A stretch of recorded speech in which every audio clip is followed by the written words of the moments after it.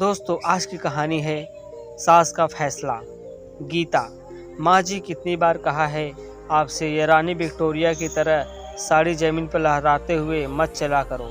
अब आपके पति नहीं हैं जो नई नई साड़ी रोज ला कर दे आपको। इतनी गंदी हो जाती है, कितना साबुन खर्च हो जाता है इसे धुलने में। आपको अंदाज़ा भी है कौन सा कमा के लाना पड़ रहा है। रोज़ दिमाग खराब हो जाता है आपका ये फुहड़पन देखकर। जाहिल गंवार हैं आप। राजवती जी, बहू ये आदत सालों पुरानी है, इस मरने की उम्र में क्या ही जाएगी। इनको बहुत ही अच्छा लगता था मेरा इस तरह साड़ी लहराकर चलना। कहते थे बिल्कुल महारानी लगती हैं।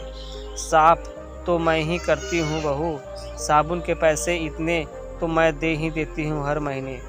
गीता। हाँ हाँ, कह तो ऐसे रही हैं जैसे लाखों रुपए हर महीने देती हैं हमें। 3,500 रुपये में आपकी दवाई, च्यवनप्राश, कपड़े, आपके खाने पीने का खर्चा देखे कि साबुन और आपके शौक श्रृंगार।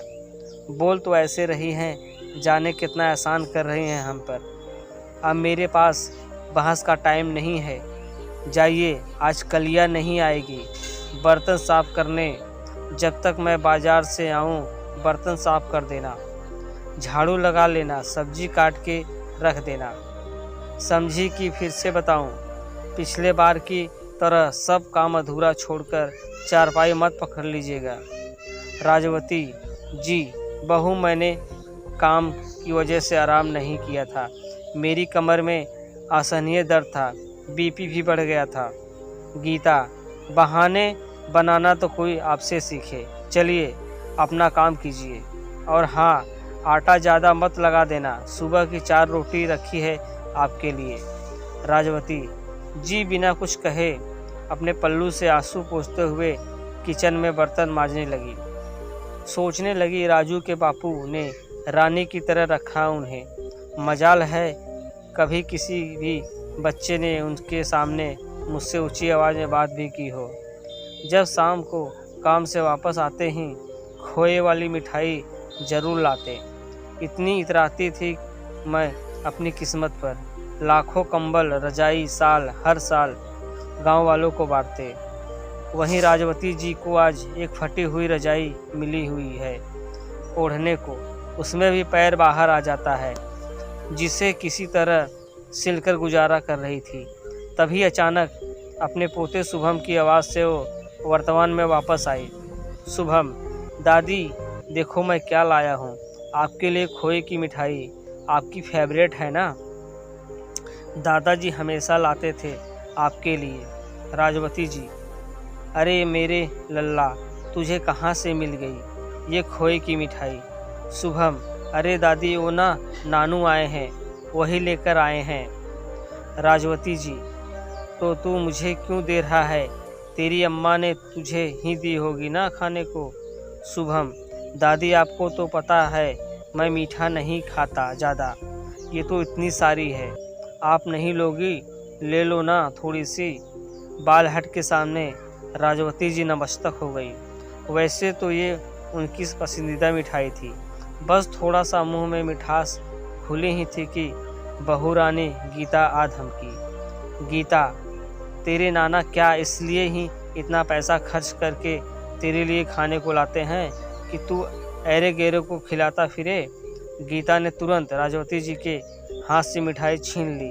गीता।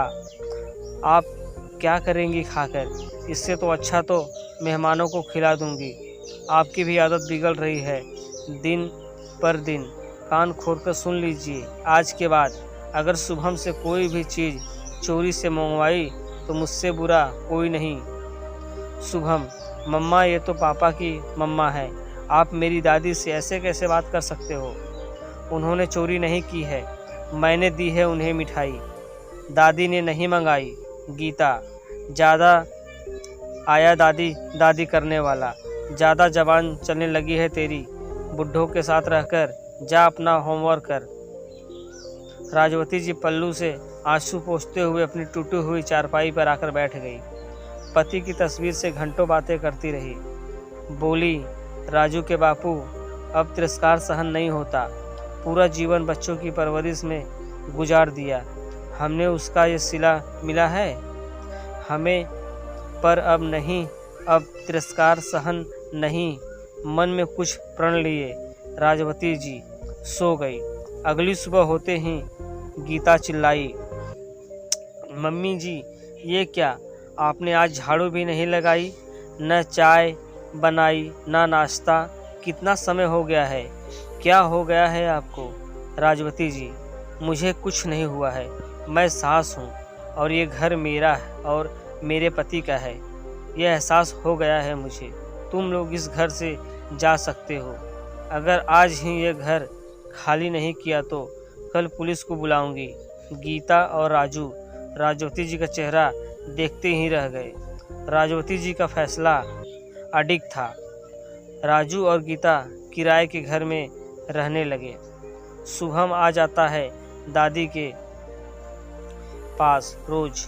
उसे वो तरह तरह के पकवान बनाकर खिलाती हैं और घंटों उससे बैठकर बातें करती हैं। बस इतनी सी है आज की कहानी। राजवती जी सही है या गलत, ये तो राजवती ही बता सकती हैं, या आप प्लीज़ कमेंट करके ज़रूर बताएं।